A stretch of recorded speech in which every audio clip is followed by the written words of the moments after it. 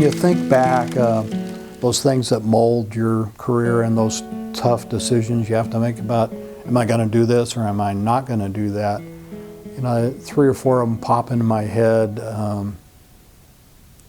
Early on, you know, I'll go to the structural side of the house first. Early on, Thanksgiving morning, or the day before Thanksgiving, we get a call of a structure fire early in the morning.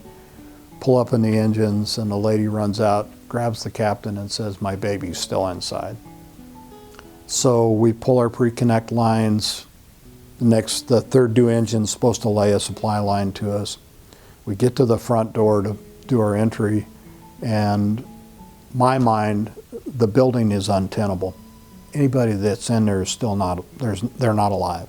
We got heavy smoke showing out of every window. We got fire coming out of 3 or 4 of the windows. And my captain points and says, "Go." And I kind of looked at him like he's trying to kill us, you know. So we kicked the front door, opened a 2.5-inch attack line, flowing 250 gallons a minute, put almost 1,000 gallons of water in there. The other engine crew starts their entry in, taking an 1.5-inch line with them to do the search, and the fire flashes back over again. So I turned back to the captain and, you know, give him the "what do we do now" look, because we didn't have handheld radios back then, and he tells us, "Go." And there was no way we could get in there. So we had to devise between the 2 engineers and 2 firefighters, devise an attack. That to me was a decision point where I said, I am never going to do that to my people. Irregardless of what the circumstances in, I'm going to make a promise. I will not do that to my people.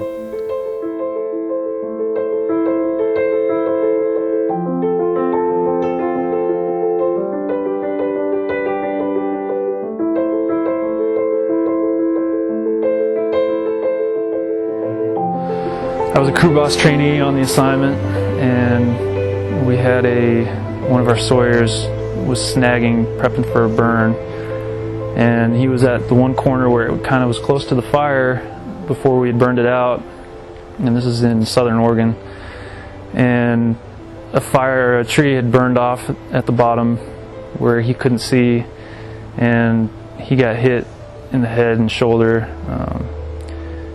You know, you get that call, and it's like the worst call. And as soon as I pulled that one guy out, we realized they were in trouble.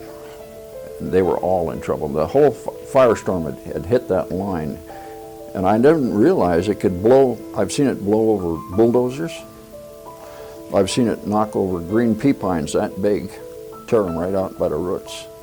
And there was one guy there that we rescued. He was 250, 280 pounds, a great big heavy guy, and that goddamn fire, before the flames hit, the force of that oncoming fire hit that man and took him 10 feet in the air and 20 feet over and threw him down into the manzanita and shattered his leg. We went in and got him out.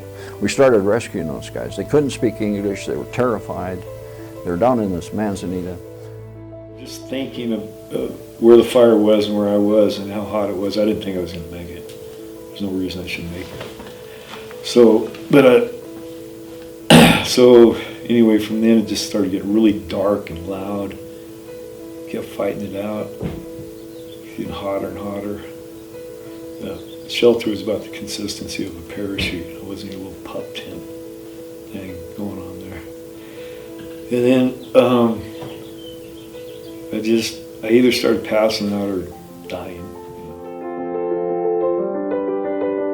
I remember driving down towards the Spanish Ranch fire with Ben Stewart, our engineer, in our engine, and we're driving and we could hear the call for the coroner over the radio, and I remember Ben's words going, "That's not good," and had no idea what was happening. And we got to the fire, and we pretty much were in the final stages of it by the time we arrived, and we ended up mopping up the last little bit of it and found out it was those 4 folks that died.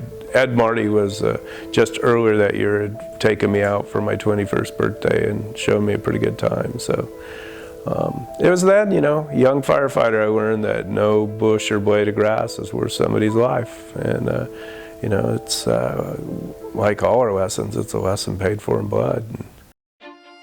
And I'm hiking out of this dozer line, and I could literally hear and see the fire like running through the crowns, and I could see, it was a short run, it was probably, I don't know, 100 yards to the truck, so it wasn't real far, but everyone was yelling for me, they're yelling at me on the radio to run out. And I was running as fast as I could, and I could see the fire, I could see the truck. I didn't know if I was going to make it or not. And I just had to just keep running, and then I jumped in the back of the crew hall and just split. But I let my guard down for a second, it's a pretty sketchy situation. We definitely talked about it later. Because we believe that no one comes to work being reckless and not want to come home that night. You know, everybody wants to come home safe. Everybody, and so that's the context we looked at is, let's look at it from that sense. When you even want to come home safe and it doesn't happen, what were those things that triggered that? Let's learn from one of those places we get on the edge maybe a little too far, and learn from people that didn't make it home or had those near misses and learn from those. I was like, how can you be alive? And he goes, luck? And I said, luck. And he goes, yeah. I go, what'd you do? And he goes, I just ran up the embankment, ran down the other embankment, scooped a hole in the gravel, stuck my head down in the gravel, and the fire burned right over the top of me. He goes, it was just luck and wind that just, it was so fast it just went over his head. And I said, I thought I killed you. And he goes, no, you did the right thing. And he goes, if you would have went forward, you would have burnt the truck and possibly yourself. And to this day, I still don't know if I did the right thing. 9:30 on August the 5th, I got a call. And they said, there's been a helicopter accident. Some of your people are injured. So we had set up an emergency response plan, and right away, you know, we kicked it in. Okay, who was on the crew? You know, what were the families? And at that time, we didn't know anybody had passed away. And then I got the call, and they said that 7 of my people had died in the helicopter. And I knew what I had to do. I had to take care of the families and my employees. And then I did. I was going to close shop. I was never going to do this again.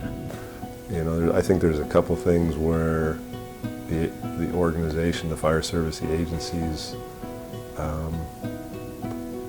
really need to do better at helping the up-and-coming leaders. And one is capturing and communicating to our people our history, both as an agency and as a fire service, and you know, everything from fire history to how